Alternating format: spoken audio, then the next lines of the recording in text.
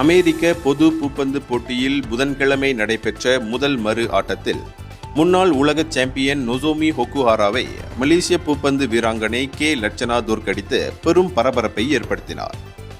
இது இந்த விளையாட்டுத் துறையில் மிகப்பெரிய சாதனையாக பார்க்கப்படுகிறது.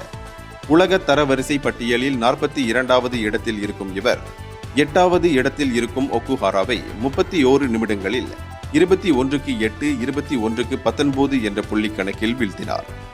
அயோவா கவுன்சில் பிலாஃபில் உள்ள மிட் அமெரிக்க விளையாட்டரங்கில் இந்த போட்டி நடைபெற்றது. லட்சணா 2வது சுற்றில் இந்தியாவின் ஆகாஷ்டி காஷிப்பை சந்தித்து விளையாடுவார். மலேசியாவை சேர்ந்த மற்றொரு ஆட்டக்காரரான வாங் லிங் சிங் தைவானின் சூ வென்சி எனும் விளையாட்டாளரை 21-17, 19-21, 22-20 என்ற புள்ளி கணக்கில் வீழ்த்தி முதல் வெற்றியை பதிவு செய்தார். இந்தியர்களின் இதய குரல் மக்களோசை.